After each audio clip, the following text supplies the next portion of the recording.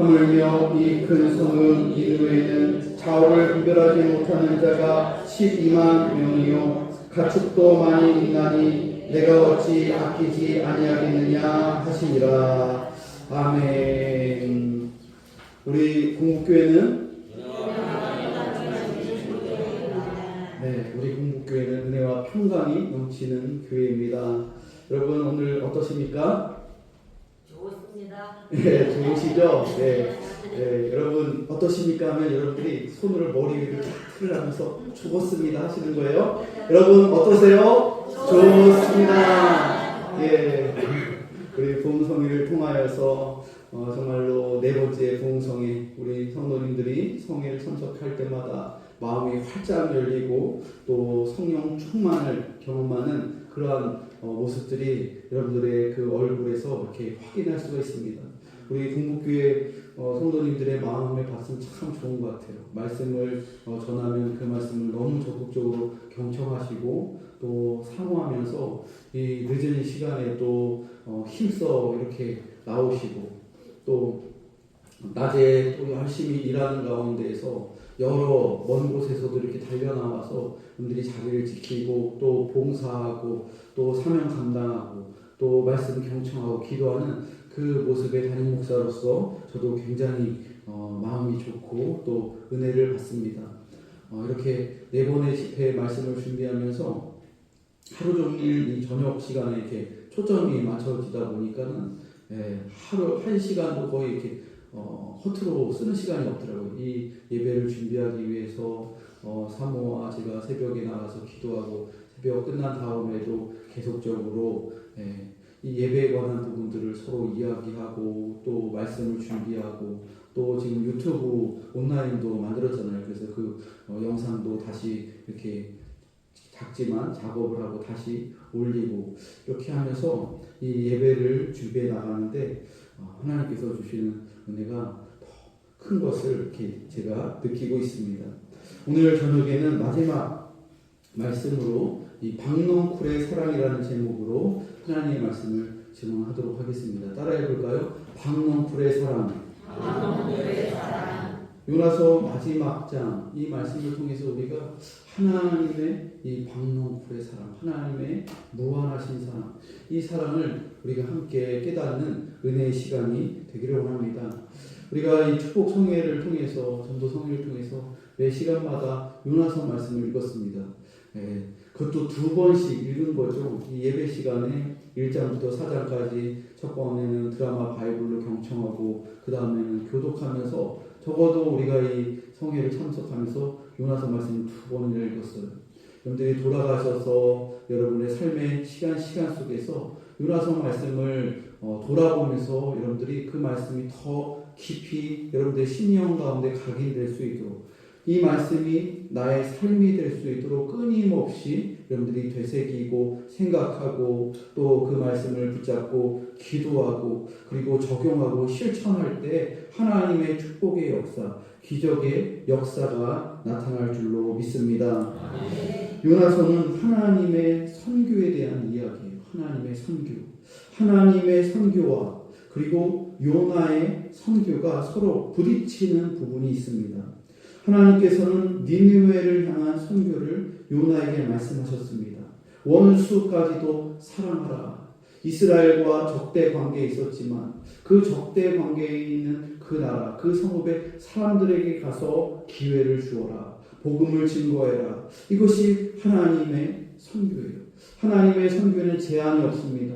하나님은 이스라엘 사람들만 사랑하시는 하나님이 아니세요.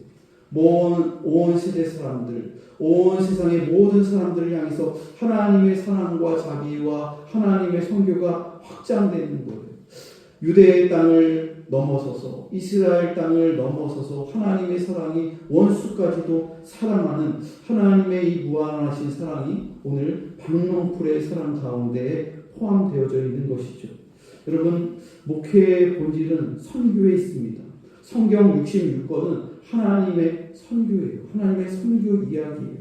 그러므로 목회를 하는 저 역시도 목회를 선교로 보고 있습니다. 여러분 우리 신앙생활하는 성도들의 신앙생활 역시도 여러분 선교예요. 여러분들이 선교하시는 거예요. 선교적인 삶을 살아가는 거예요. 오늘도 우리 교회에 처음 나오신 분, 이 처음 나오신 분을 인도하기 위해서 권사님께서 예배당에 일찍 나와서 기도하시고 또 우리 장로님들과 여러 권사님들이 기도하면서 한 사람이라도 주님의 말씀을 듣게 하기 위해서 복음을 증거하는 것, 그러한 삶이 바로 선교적인 삶이라는 것이죠. 여러분 우리 공복교회는 선교하는 교회고 선교적인 교회로 나아갑니다. 우리 교회가 매월 오후 예배 첫 번째 주일에 선교 예배를 출범했어요. 그래서 우리 교회의 목회의 본질은 선교입니다. 제가 그렇게 선포했어요. 우리 교회는 선교적인 교회로 나아가고 또 선교적인 목회 마인드로 담임 목사가 목회를 하고 또 선교적인 삶을 살려고 목회자인 저와 사모 역시도 선교적인 삶을 살려고 그렇게 애쓰고 힘씁니다. 지역사회의 이웃이 되기를 원하고 우리 교회가 그리스도의 편지가 되고 그리스도의 향기가 되어서 이 공곡리와 또 오성읍과 청주시에서 더불어 살아가는 그런 하나님의 선교를 감당하는 그런 건강한 교회가 되기를 그렇게 고대하고 소망하고 매일 기도하고 있습니다. 여러분 하나님의 선교를 감당하기 위해서는 우리의 자아가 깨어져야 됩니다. 우리의 자아가 살아나는 것이 아니라 우리의 자아가 깨어져야 돼요. 우리의 자아가 부인되어야 돼요. 그리고 주의 십자가를 지는 목회를 감당해야 됩니다. 우리의 고집이 꺾여야 돼요.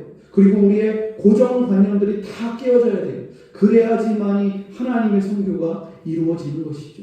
요나는 자기의 주관적인 정의와 자기의 고집과 자기의 고정관념에 사로잡혀서 자기식의 선교, 요나식의 선교만을 하기를 원했어요. 이스라엘 사람들만을 위한 선교, 유대를 위한 선교, 여기에 갇혀 있다 보니까 하나님께서 니느웨에 가서 선교하라고 하시는데 그게 싫어서 땅끝까지 도망쳤잖아요. 하나님의 선교는 요나의 선교를 깨뜨리시는 거예요. 그리고 요나야, 네가 네 고집과 네 생각을 내려놓고 내 선교에 동참하기를 원한다. 그렇게 말씀하시는 거예요. 여러분 우리나라의 그 역사를 살펴보면 역사적으로 우리나라는 항상 과거부터 중국이나 또 일본에 대해서 좋지 않은 그런 역사들 그리고 그런 좋지 않은 감정들이 있어 왔습니다. 여러 전쟁들이 있었죠. 특히 일본에 대해서는 더더욱 그렇습니다.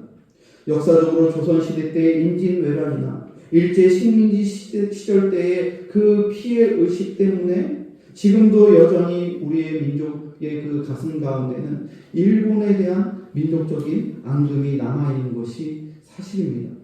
그래서 국가 간에 스포츠가 붙었다면 특히 한일전만 붙었다면 어때요? 전 국민에게 엄청난 그 애국심이 발동이 됩니다. 저 역시도 마찬가지예요. 이번에 얼마 전에 아시안게임이 끝났잖아요.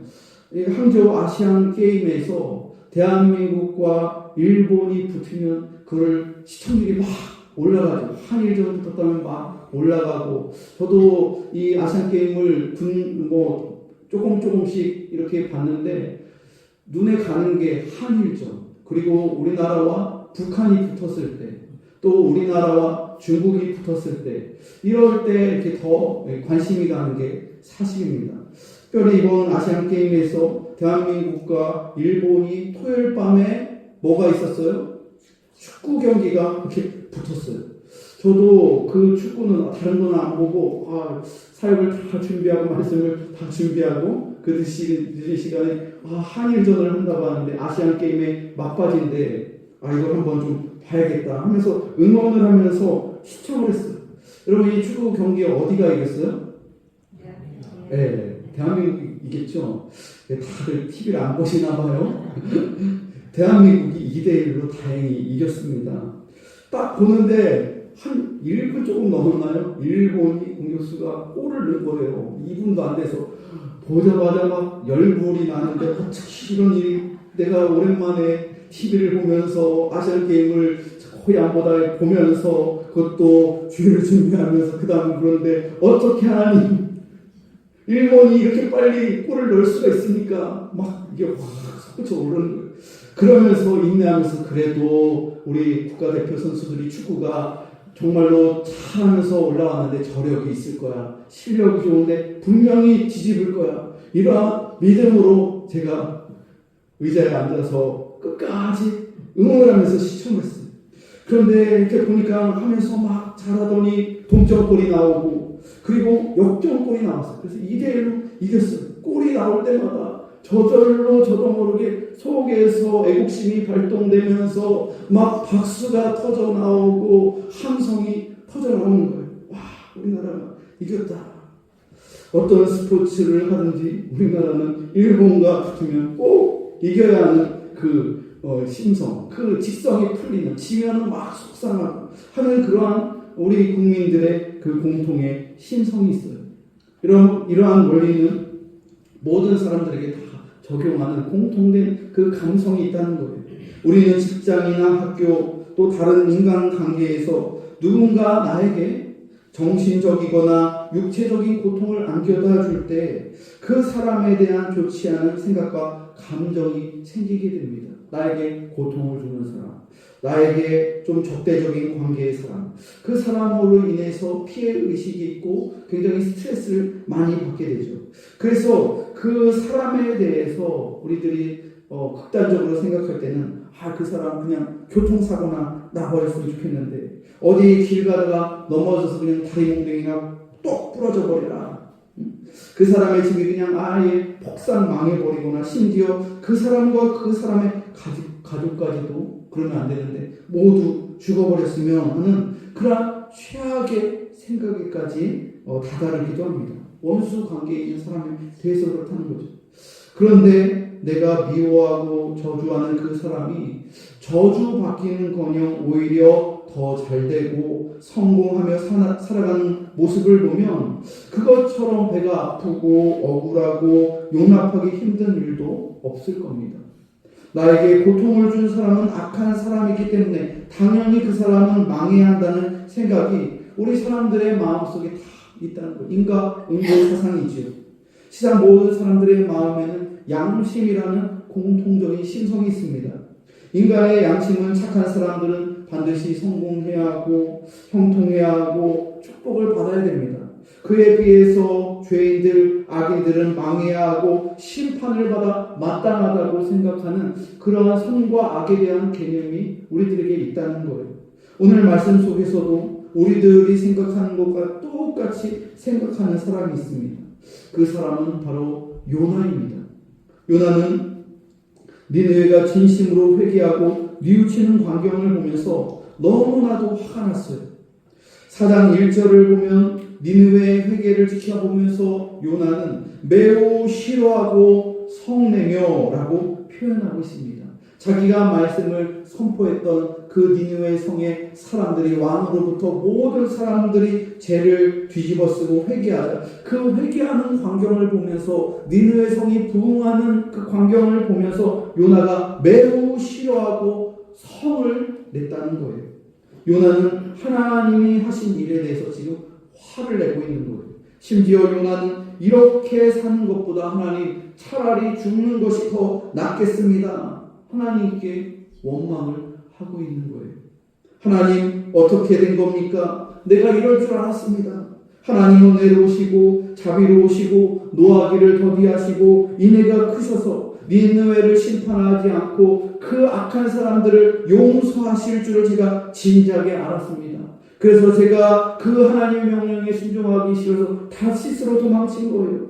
그런데 하나님께서 저를 붙잡아 오셔서 이렇게 하셨습니다. 하나님 왜 저를 이곳으로 보내셔서 내가 원하지 않는 일을 보게 하십니까? 왜 저 악한 사람들을 구제하시는 것입니까? 이렇게 하나님의 그 사역에 원망을 들고 화를 내고 있는 거죠. 요나는 이렇게 하나님께 하소연을 하고 있습니다. 하나님을 상대로 성을 내고 있는 거예요. 요나가 성내는 근본적인 원인이 무엇입니까? 그것은 요나 자신이 생각하고 있는 정의관 때문입니다. 자신이 생각하는 정의와 하나님의 정의가 일치하지 않자 요나는 지금 성을 내고 있는 거예요. 다시 말해서 하나님의 생각과 자신의 생각이 충돌하자 요나는 자신의 생각을 포기하지 않고 하나님께 분노를 표출하고 있는 겁니다. 요나가 니느웨 회개에 대해서 이렇게 성을 내는 이유는 요나가 속해 있는 북왕국 이스라엘과 니느웨는 그 당시에 원수 관계에 서 있었습니다. 따라서 자신이 속해 있는 나라가 더 축복받고 형통하기 위해서는 경쟁 관계에 있는 적대 관계에 있는 니느웨는 차라리 없어졌으면 하는 생각이 요나의 생각이며 그 당시 북왕국 이스라엘 모든 백성들의 생각이었다는 거예요. 이게 공통된 그런 정서였다는 거예요. 사실 니느웨는 굉장히 악독한 나라입니다. 고대 근동의 강자로서 아수르라는 나라의 이름으로 그 수도가 니느웨인데 그 니느웨는 그 명성이 주변 나라에 쫙 펼쳐져 있어요. 니느웨는 잔인한 국민성을 지닌 그러한 나라의 민족입니다. 자신보다 약한 나라에 쳐들어가서 식량만 빼앗는 것이 아니라 그 나라에 속한 모든 사람들을 매우 잔인한 방식으로 학살까지 한 그러한 잔인한 사람들이었어요. 여자들이나 어린아이도 예외가 아니었습니다. 고대 근동을 연구한 학자들은 아수르처럼 잔인한 민족도 없었다고 그렇게 역사를 기술하였습니다. 그래서 니느웨의 도시의 뜻은 피의 도시, 강도의 도시라는 뜻을 가진 이름입니다. 따라서 요나뿐만 아니라 주변에 있는 모든 약소국의 나라들은 저 깡패 같은 나라 아수르, 테러국가 같은 나라 아수르가 아예 망했으면 없어졌으면 하는 생각을 가졌었다는 거예요.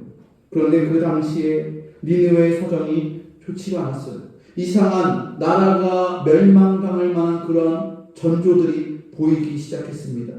이 아수르가 큰 전쟁에서 엄청난 패배를 겪게 되었고 또 전쟁으로 인해서 그 이후에 전염병과 기근이 엄습해 왔어요. 거기에다가 지진까지 있었어요. 거대한 제국이 큰 나라가 이러한 여러 가지 사건으로 인해서 휘청하고 있는 거예요.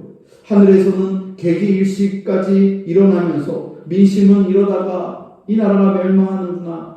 낮인데도 태양이 어두워지자 과학적인 지식이 없었던 고대 사람들은 하늘이 노해서 우리 제국이 멸망하는구나. 이러한 흉흉한 소문이 모든 사람들에게 이렇게 전파되고 있었다는 것이죠. 이러한 정세를 꿰뚫고 있었던 요나 선지자는 하나님의 말씀을 이때 들었습니다. 드디어 올 것이 왔구나. 내가 니느웨에 가지 않는다면 저 나라는 저들의 죄 때문에 멸망하겠구나. 이러한 정의감으로 불타는 요나. 하나님의 명령을 그래서 순종하지 않은 것이죠. 그러나 요나가 놓치고 있는 부분이 있었습니다. 바로 자기 자신의 모습이에요. 그리고 자기 자신이 속해 있는 나라의 모습이에요.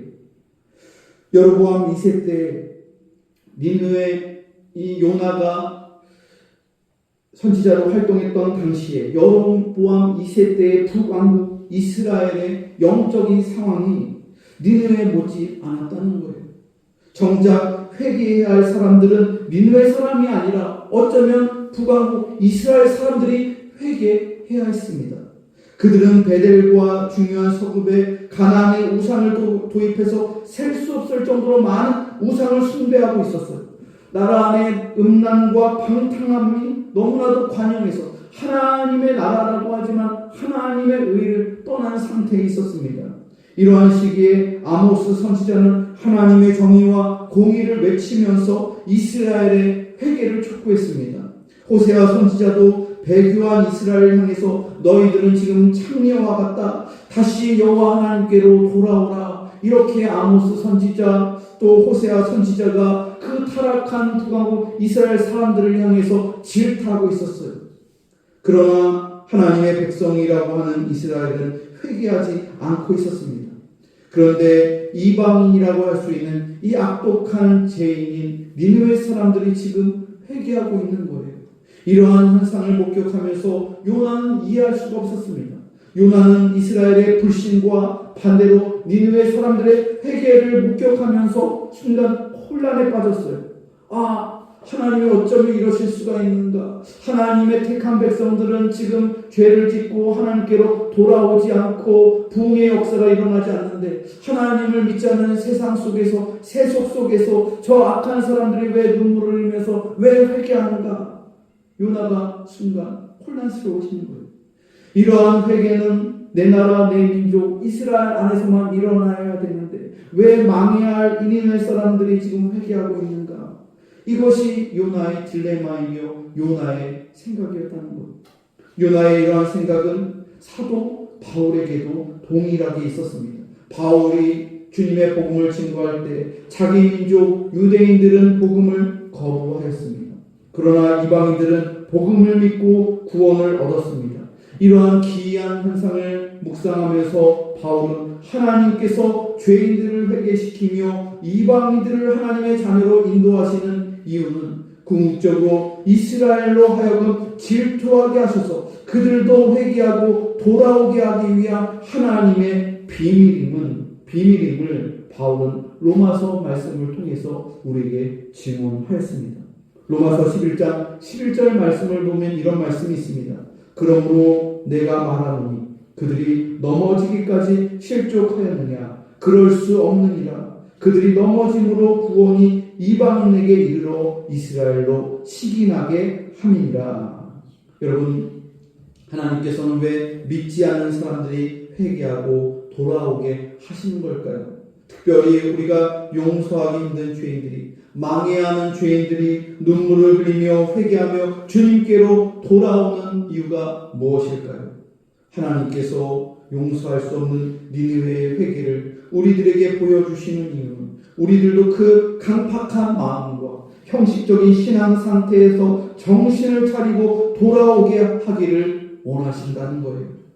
용서받을 수 없는 죄인이 회개하고 돌아오는 모습을 보면서 우리들도 회개하고 돌아오라고 하나님께서 말씀하시는 것이죠. 여러분, 지금도 이스라엘과 팔레스타인의 분쟁과 전쟁으로 지금 떠들썩합니다. 몇천 명씩 지금 서로 미사일 쏘고 공격하면서 보복을 자행하고 있어요. 아직도 이스라엘이 주님께로 돌아오지 않아서 주 예수 그리스도를 믿지 않아서 그러한 불행의 역사가 이스라엘과 팔레스타인 가운데 끊임없이 지금도 서로를 죽이고 서로를 보복하는 안타까운 일들이 계속 일어나고 있는 것이죠. 여러분, 이 문제가 해결되기 위해서는 내 나라 내 민족만이 아니고 하나님의 선교가 이루어져야 하고 하나님의 사랑이 원수까지도 사랑하는 그 사랑이 이루어질 때 평화가 이루어지고 또 화합이 이루어지고 또 통일이 이루어지는 거예요. 사랑하는 성도 여러분, 우리들의 강팍한 마음이 깨어지기를 소망합니다. 주님 앞에 나와 눈물 흘리며 변화하는 영혼들을 바라보면서 바로 나 자신도 그들과 똑같이 나의 죄를 자복하며 주님 앞에 더 깊이 나아가라는 하나님의 음성이요 하나님의 부르심임을 믿으시기 바랍니다. 그럼에도 불구하고 요나는 아직까지 하나님의 그 깊으신 뜻을 헤아리지 못하고 계속 성을 내고 있습니다. 4절을 보면 여호와 하나님께서 죽기까지 분내며 성내는 요나에게 이렇게 물으십니다. 내가 성내는 것이 지금 옳으냐? 너의 성냄이 과연 정의로운 성냄이냐? 하나님께서 질문하시는 거예요. 인간은 흔히 이해할 수 없는 고난과 역경을 만났을 때 하나님의 존재에 대해서 회의를 느끼게 됩니다. 인간이 감당할 수 없는 재난이나 질병이 닥쳤을 때 하나님께서 과연 존재하시는가? 만일 하나님이 존재하신다면 어떻게 이런 일을 내게 허락하시는가? 이런 심판을 한 나라 가운데 이런 재앙과 심판이 있는 그 나라의 그 비극적인 모습을 보면서 하나님 과연 의로우신 하나님이신가? 하나님께서 과연 정의로우신 하나님이신가? 이런 질문들을 던진다는 것입니다. 심지어 하나님께 요나처럼 분내는 사람들도 있어요. 그런데 오늘 본문 가운데 하나님께서는 자기 의에 사로잡혀 있는 요나에게 박명쿨을 통해서 그의 그릇된 정의관을 깨닫게 하십니다. 하나님께서는 하나님의 의를 깨닫지 못하고 자기 의를 하나님 앞에서 주장하는 요나에게 요나의 수준에 맞게 이해할 수 있도록 박농쿨을 통해서 깨닫게 하고 있습니다. 요나는 자신의 정의에 사로잡혀서 하나님께 윽박지르고 자신의 화에 못 이겨서 니느웨 성 바깥으로 나갔습니다. 그리고 성읍 동쪽에 앉아서 초막을 거기다 지었습니다. 그리고 니느웨 성읍이 앞으로 어떻게 될지 한번 팔짱을 끼고서 지켜보고 있는 거예요. 그런데 하나님께서 광야의 뙤약볕을 막아주시기 위해 박농쿨을 예비하셔서 그늘을 요나에게 제공하셨어요. 그 다음에는 하나님께서 벌레를 준비하셔서 그 박농쿨을 갉아먹게 하십니다. 그 다음에는 뜨거운 동풍을 예비하셔서 요나의 환경을 굉장히 어렵게 만드셨어요. 이렇게 하나님께서는 환경들을 통해서 요나에게 지금 깨우쳐 주시고 말씀하고 있는 거예요. 여러분, 하나님께서는 우리들에게 예배를 통하여 설교를 통하여 성경 말씀을 통하여 우리에게 깨닫게 하시기도 하시고 또 말씀을 주시기도 하시지만 말씀으로 깨닫지 못할 때에는 하나님께서 우리의 주변의 환경들을 통해서 또 주변의 사람들을 통해서 우리들에게 말씀하실 때도 있습니다. 이것을 신학적인 용어로 일반 계시라고 합니다. 따라해 볼까요? 일반 계시. 특별 계시는 성경, 하나님 말씀이 예배 중에 또 기도할 때 하나님께서 특별 계시를 통해서 하나님의 음성을 우리 성도들 개개인에게 주십니다. 그런데 세상 속에서 살아갈 때 일반적인 계시를 통하여 하나님께서 우리에게 말씀하신다는 거예요. 요즘 하나님께서 여러분들의 삶 속에서 어떻게 여러분들의 환경을 이끌어가고 어떻게 예비하고 계십니까? 여러분들의 환경 가운데에서 하나님께서 여러분에게 지금 어떻게 말씀하고 계세요? 우리들은 민감하게 우리들의 환경을 하나님의 말씀으로 해석할 수 있는 지혜가 있어야 합니다. 요나처럼 여러분들의 삶 가운데 박농쿨을 예비하셔서 시원한 그늘을 하나님께서 여러분들에게 제공하셨습니까? 우연이라고 생각하지 마시고 이 모든 것들이 하나님의 은혜요 도움인 줄을 믿고 감사하시기 바랍니다. 혹은 벌레가 생겨서 여러분들의 삶 가운데 야금야금 갉아먹히는 그러한 부분이 있지는 않습니까? 나는 깨닫고 있지 못하지만 자고 일어나니까 정말 중요한 일들, 하나님과의 경건의 시간들, 내 삶에 있어서 소중한 것들을 야금야금 그렇게 갉아먹는 그러한 일들이 있지는 않습니까? 뜨거운 동풍을 예비하셔서 광야 같은 세상 가운데서 지금 너무나도 힘들게 그렇게 지쳐 쓰러져 있는 분이 있지는 않습니까? 내 인생에 갑작스럽게 혹은 풍랑이 닥쳐와서 정말로 어찌할 바를 모르는 상황 가운데 있는 성도들이 있습니까? 내 영혼이 내 속에서 피곤해서 정신이 혼미해지고 심지어 하나님을 원망하며 죽고 싶은 생각이 들고 있는 사람들이 혹시 있지는 않습니까? 여러분, 이러한 때일수록 우리들은 환경을 통해서 하나님께서 나를 어떻게 인도하시는지 무엇을 깨닫게 하시는지를 민감하게 경청해야 합니다. 여러분, 주변의 환경을 잘 살펴보십시오. 그리고 주변의 가족들이나 교우들이나 이웃들이 하는 말을 잘 경청하세요. 또 목회자가 하는 말을 잘 경청하십시오. 그 말이 하나님께서 그 사람을 통해서 그 환경들을 통해서 지금 여러분에게 하시는 그 메시지임을 여러분 기억하시기를 바랍니다. 9절을 보면 요나는 죽기까지 성을 내는 모습이 9절에 잘 나와 있어요. 함께 9절을 읽어보겠습니다. 시작. 하나님이 요나에게 이르시되 내가 이 박농쿨로 말미암아 성낸 것이 어찌 옳으냐 하시니 그가 대답하되 내가 성내어 죽기까지 할지라도 옳으니이다 하니라. 요나는 광야의 뜨거운 더위로 인해서 정신이 혼미해지고 또 그래서 하나님께 더 화를 내고 있습니다. 자신의 성냄이 죽기까지 할지라도 옳다고 막 하나님 앞에 빠득빠득 우기고 있는 거예요. 여러분, 날씨가 굉장히 무더워지고 또 이 습도가 굉장히 높아지면 불쾌지수가 막 올라오죠. 그래서 그냥 넘어갈 수도 있는 문제 앞에서 날씨가 너무 더우면 땀이 뻘뻘 나면은 우리의 정신이 막 혼미해질 때가 있어요. 저도 여름철이 이 사계절 중에 여름철이 좀 힘든 편이에요. 제 몸에 이 열이 많은 편이라서 뜨거운 열체질이에요. 그래서 막 이 열들이 많아서 땀도 많이 흘리고 그래서 이 습도가 높고 그러면 저도 막 짜증이 날 때가 있어요. 참아야 되는데 평상시 같으면 별거 아닌 문제들 잘 이렇게 넘기고 그러는데 막 날씨가 더우면은 막 저도 그냥 그럴 때가 있다는 거예요. 요나가 지금 이랬다는 거예요. 너무 뜨거우니까 그 자기의 그 더위를 막아주는 박넝쿨이 있었는데 그 박넝쿨이 이 벌레가 갉아먹고 뜨거운 동풍이 불어오다 보니까 막 요나가 화도 나고 성도 나고 그러는데 더 그러는 거예요. 지금 요나는 정상이 아니에요. 근데 계속 하나님께 자기는 정상이라고. 지금 요나는 정상이 아니라 비정상이에요. 지금 정신이 매우 혼미한 상태예요. 그래서 하나님께 뭐라고 해요? 하나님 죽여주십시오. 막 성내는 거예요. 이렇게 살자니 하나님 사는 것보다 죽는 게 낫겠습니다.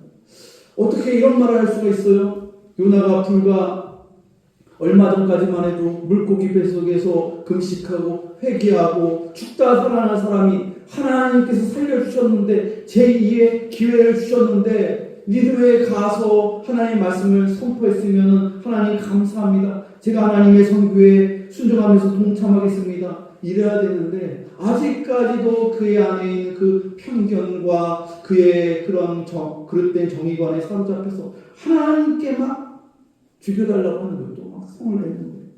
요나는 자신의 생각이 옳다고 끝까지 우겨댑니다. 하나님께 성을 내고 자신의 생각, 고집을 끝까지 고수합니다. 심지어 내가 성내어 죽기까지 할지라도 내가 옳다는 거예요. 하나님 앞에서. 여러분 이것이 바로 인간의 고집이에요. 인간의 자기 중심성, 인간의 죄성을 말해주고 있는 부분이에요. 이처럼 인간의 고집은 엄청납니다.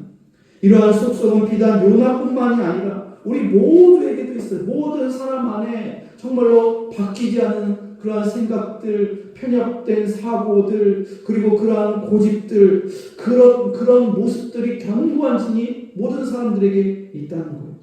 결국 요나의 정의관은 사실상 들여다보면 정의가 아닙니다. 자기가 생각할 때 정의였지만 그것은 자기의 고집이요, 편협한 생각이요, 제약된 생각이었습니다. 여러분 오늘날 정의를 외치는 사람들, 진리를 외치는 사람들, 법대로 하자고 법법 외치는 사람들을 보면은 그런 사람들의 그 모습을 보면 정의롭지 못해요. 진실하지 않아요. 법대로 하질 않아요. 정의를 외치는 사람들끼리 정의끼리 싸우는 거예요. 정의끼리. 한 사람이 져줘야 돼요. 한 사람이 사랑으로 품어줘야 돼요. 정의로 진리로 외치는 사람끼리 만나면 서로 양보 안 하고 교회가 깨어지고 가정이 깨어지고 사회가 깨어지는 거예요. 그래서 나라끼리 정의끼리 부딪히는 전쟁이 일어나는 거예요. 여러분 인간의 정의는 완전한 정의일 수가 없어요. 하나님의 정의만이 온전한 정의예요. 오늘 본문의 10절과 11절 말씀을 읽어보면 인간의 편협한 정의를 뛰어넘는 하나님의 정의, 그리고 그 하나님의 그 인간의 정의를 덮는 하나님의 무한하신 사랑이 잘 나와 있습니다. 10절로 11절 말씀을 함께 읽어보겠습니다. 시작. 여호와께서 이르시되 내가 수고도 아니하였고 재배도 아니하였고 하룻밤에 났다가 하룻밤에 말라버린 이 박넝쿨을 아꼈거든. 하물며 이 큰 성읍 니느웨에는 좌우를 분별하지 못하는 자가 12만여 명이요 가축도 많이 있나니 내가 어찌 아끼지 아니하겠느냐 하시니라. 여러분 이 10절과 11절 말씀을 잘 보세요. 이 요나서 전체의 이 중심 주제, 하나님의 크신 사랑, 하나님의 선교가 들어있는 말씀이 이 10절과 11절이에요. 이 10절과 11절이 요나서의 주제라는 거예요. 여러분 이것이 바로 인간의 편협한 정의와 하나님의 정의의 차이입니다. 인간의 정의가 티끌이라면 하나님의 의는 망망한 대해와도 같습니다. 요나는 자신이 아무런 수고도 아무런 노력도 하지 않은 박넝쿨을 아꼈습니다. 그 박넝쿨을 누가 주신 거예요? 하나님이 주신 거예요. 요나가 물을 주었습니까? 아무런 수고도 하지 않은 거예요. 요나가 앉아있는데 갑자기 식물이 올라와서 그 식물의 잎이 커져서 요나의 머리를 덮어주고 태양볕을 가려준 거예요. 그런데 하나님께서 그 박넝쿨을 죽게 하자 하나님의 정의를 탓하고 있는 거예요. 왜 내게 기쁨을 주는, 내가 이렇게 아끼는 이 식물을 하나님 죽게 하셨습니까? 하나님은 불의하십니다. 이렇게 지금 성을 내며 항변하는 거예요. 그러자 하나님께서는 요나에게 반대로 말씀하십니다. 요나야, 네가 아무런 수고조차 하지 않은 이 박넝쿨 하나를 아끼는 것 같이 나는 이 큰 성읍에 있는 좌우를 분별하지 못하는 12만 명의 영혼들, 그 니느웨의 모든 사람들과 그 도성 안에 있는 그 가축, 그 생명까지도 아끼는 것이 어찌 합당하지 않다고 너는 항변하느냐. 요나는 자기가 길쌈도 하지 않고 수고도 하지 않은 그 박넝쿨이 자기에게 그늘을 제공한다고 해서 그 식물 하나를 아꼈는데 하나님께서는 왜 너는 내가 창조하고 내가 다스리는 그 12만 명이 넘는 그 세상 사람들, 그리고 거기에 있는 많은 호흡을 하고 있는 육축들, 가축들, 그 생명을 아끼는 것을 너는 왜 불의하다고 그렇게 나에게 대드느냐. 여러분, 이것이 인간의 편협한 정의와 하나님의 정의의 차이입니다. 인간은 나에게 이득이 되어야 그것을 아낍니다. 나에게 도움이 되어야 그 사람에 대해서 관심을 가집니다. 그러나 나와 전혀 상관이 없으면 아끼지 않는 거예요. 관심조차 없는 거예요. 그 사람이 죽건 아프건 그 나라가 어떻게 되건 나와 어떤 경제적인 그런 관계가 없고 나와 어떤 실제적인 관심이 없으면 그냥 어떻게 되든 상관없는 거예요. 그러나 하나님께서는 여러분 이 세상 전체를 사랑하고 아끼신다고 우리에게 말씀하시는 거예요. 여러분, 요한복음 3장 16절 말씀, 이 말씀이 우리에게 무엇이라고 말씀합니까? 하나님이 세상을 이처럼 사랑하사 독생자를 주셨으니, 여러분 하나님께서는 이 세상 모든 만물을 사랑하신다는 거예요. 창조주 하나님의 마음이에요. 하나님께서 독생자 예수 그리스도를 보내주신 것이 나만을 위한 것이 아니라는 거예요. 사람만을 위한 것이 아니라는 거예요. 믿는 사람만을 위한 것이 아니라는 거예요. 하나님이 세상을 이처럼 사랑하사 독생자 예수 그리스도를 보내셨다는 거예요. 여러분, 예수 그리스도께서 죄 많은 이 세상에 오셔서 십자가에 달려 죽으시는 이유는 모든 생명을 구속하시기 위해, 모든 사람들을 살리시기 위해서, 모든 사람들의 죄악을 구속하시기 위하여 십자가에서 죽으셨습니다. 여러분, 예수님께서 십자가에서 죽으신 그 구속은, 그 대속은 총체적인 그러한 구속입니다. 우리의 사람만의 영혼만을 구원하는 것이 아니라 그 사람의 영혼뿐만이 아니라 신자건 비신자건 혹은 이 세상의 모든 하나님께서 창조하신 이 창조세계, 죄로 인하여 타락된 이 모든 창조세계를 원래 하나님께서 창조하신 그 모습 그대로로 새롭게 창조하시기 위하여, 새롭게 새 창조하시기 위하여 그리스도 예수를 보내주신 거예요. 그러므로 우리들이 이 복음의 사명을 감당하기 위해서는 여러분, 우리 교회와 우리 신자들이 축복의 통로가 되어야 돼요. 구속의 통로가 되어야 되는 거예요. 십자가의 그 사랑을 증거하며 세상에 나아가 주님을 알지 못하는, 좌우를 분별하지 못하는 사람들의 생명, 그 영혼들을 아끼며 또 이 자연 만물을 사랑하며 이 지역을 살리며 섬기며 모든 사람들에게 총체적인 십자가의 복음을 증거하며 선교적인 삶을 살아가야 될 줄로 믿습니다. 사랑하는 성도 여러분, 하나님은 나만 사랑하시는 그런 편협한 하나님이 아니십니다. 하나님은 이처럼 세상을 사랑하셨습니다. 창조세계를 사랑하십니다. 그 가운데서도 하나님의 형상을 닮은 인간을 가장 사랑하시고 그 가운데서도 주님의 부르심에 합당한 주의 백성들을 사랑하셔서 그 하나님의 교회를 통해 하나님의 백성을 통하여 하나님께서 창조하신 모든 사람들과 이 세상 만물을 주님께로 돌아오게 하기 위하여 우리를 부르신 것입니다. 여러분, 우리가 믿는 하나님이 우리 교회만 최고로 사랑하시고 다른 교회는 덜 사랑하는 분이 아니라는 거예요. 많은 목사님들이 또 자기 교회의 부흥만을 외치는 분들이 우리 교회가 세상에서 최고, 그리고 다른 교회는 다 그 2등, 3등. 여러분, 이건 잘못된 거예요. 하나님께서는 우리 교회도 사랑하시지만 다른 교회도 사랑하십니다. 하나님의 교회는 교파를 다 초월합니다. 모든 교회들이 하나님의 교회, 형제이고 자매이고 우리가 함께 동역하면서 함께 하나님의 왕국을, 하나님의 나라를 이 땅 가운데 이루어 가시는 것이죠. 여러분, 하나님은 성도들만 사랑하시고 세상에 좌우조차 분별하지 못하는 사람들은 덜 사랑하시는 분이 아니세요. 하나님은 모든 사람들을 사랑하시고 모든 사람들이 주님께로 돌아오기를 원하시는 거예요. 그래서 우리들이 기도하는 거예요. 그래서 전도하고자 하는 거예요. 믿지 않는 남편을 위하여 기도하고 믿지 않는 자녀들을 위하여 기도하고 주님께로 돌아와야 할 그러한 가족들을 위해서 기도하는 것이고 또 친척들을 위해서 기도하는 것이고 또 사회에 있는 사람들을 위해서 기도하는 것입니다. 오송으로 유입되고 있는, 이사오고 있는 그 많은 사람들을 그냥 내버려 두실 건가요? 여러분, 우리가 준비해야 돼요. 그리고 전도해야 돼요. 그것이 주님께서 원하시는 선교이며 하나님께서 우리에게 주신 사명임을 믿으시기 바랍니다.